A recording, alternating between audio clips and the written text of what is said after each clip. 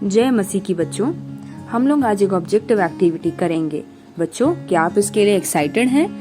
इस objective activity में जैसे आप देख सकते हैं मेरे पास 2 बॉक्सेस हैं। ये 2 कार्डबोर्ड बॉक्सेस हैं और इन बॉक्सेस जो हैं इसके साथ मैंने एक सफ़ेद रंग का पेपर लिया है बच्चों, और साथ में एक प्लास्टिक का छोटा सा डब्बा दिख रहा है।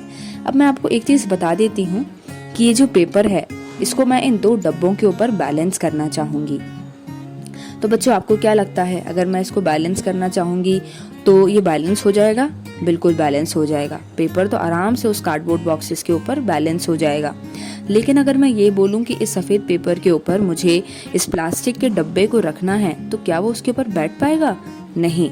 उसका रीज़न क्या है? क्योंकि वो प्लास्टिक का डब्बा उस पेपर से ज़्यादा भारी है, इसीलिए। तो बच्चों, अब मैं इस डब्बे को इस पे रखने जा रही हूँ। आप लोग देख सकते हैं, जैसे ही मैंने इस डब्बे को रखा तो आपको यहाँ क्या दिख रहा है कि ये जो पेपर है वो गिर रहा है, क्योंकि इस डब्बे का वेट इतना ज़्यादा है कि वो पेपर उसको संभाल नहीं पा रहा। तो अगर बच्चों मैं बोलूँ कि ये पेपर इस प्लास्टिक के डब्बे को संभाल सकता है कुछ चेंजेस की वजह से, अगर मैं इसमें कुछ करूँ चेंजेस, तो अपने आप वो संभालने लगेगा, तो क्या आप ये विश्वास करेंगे? हाँ बच्चों, ये तो एक बहुत बड़ा जादू होने वाला है। मैं इस पेपर में ये चेंज करने जा रही हूँ। आप सब लोगों ने पेपर से फैन तो बनाए होंगे क्राफ्ट में, है ना? उसको फोल्ड कर करके जिगजैग, तो वही मैं इस पेपर को करने जा रही हूँ। इस पेपर को मैं जिगजैग फोल्ड कर दूंगी। तो अब देखिए, मैं इसके ऊपर अब प्लास्टिक का डब्बा रखती हूँ। आप लोगों को क्या लगता है, क्या अब ये इस प्लास्टिक के डब्बे का वेट संभाल पाएगा? ओह वाह, ये तो चमत्कार हो गया ना बच्चों। आप लोग देख सकते हो कि इस प्लास्टिक के डब्बे का वेट आराम से ये पेपर संभाल पा रहा है।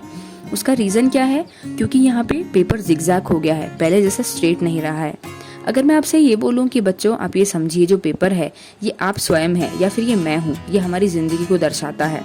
तो अगर ये पेपर सीधा रहे, यानी कि इस पे कोई क्रम्बल्स नहीं, कुछ भी रिंकल्स नहीं, कुछ निशान नहीं, तो उसकी वजह से तो वो प्लास्टिक के डब्बे को संभाल नहीं पा रहा था। लेकिन जैसे ही मैंने इस पेपर को थोड़ा सा यहाँ से वहाँ से मोड़ा तो पेपर की ब्यूटी तो चली गई, लेकिन वो कितना स्ट्रांग हो गया आपने देखा। उससे ज़्यादा वेट वाले प्लास्टिक के डब्बे को उसने बैलेंस कर लिया। यही बच्चों हमारे साथ भी होता है कि पेपर में जो लाइनें हैं और वो परेशानियों को दर्शाती है जो हमारे लाइफ में आई है।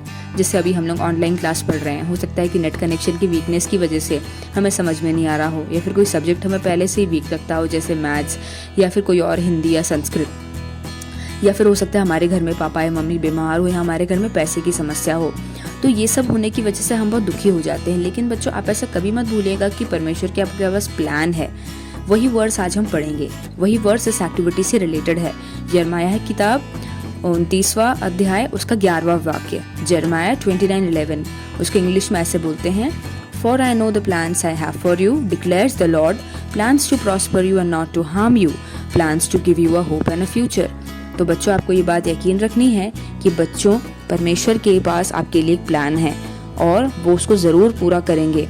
तो भले ये परेशानियां आए, आप इसमें से और मजबूत बन रहे हैं। तो ये समझ लीजिए, जो प्लास्टिक डब्बा है ना, वही इस पेपर का गोल था लाइफ का। तो वो परेशानियों की वजह से ही उस पेपर वो प्लास्टिक के डब्बे को संभाल पाया। वैसी जो परेशानियां हैं, हो सकता है कि एक तरह से परमेश्वर हमें हमारे पर्पस ऑफ लाइफ से मिलवाने के लिए वो परेशानियों को दे रहा है, हमें मजबूत बना रहा है। और हमेशा याद रखिए बच्चों कि परमेश्वर के पास हमारे लिए प्लान है। ये बात आपको कभी नहीं भूलनी है। तो बच्चों, इस वर्ड्स को और इस एक्टिविटी से सीख कर याद रखिएगा। सबको जय मसीह की। हम अगले ऑब्जेक्टिव एक्टिविटी में मिलेंगे।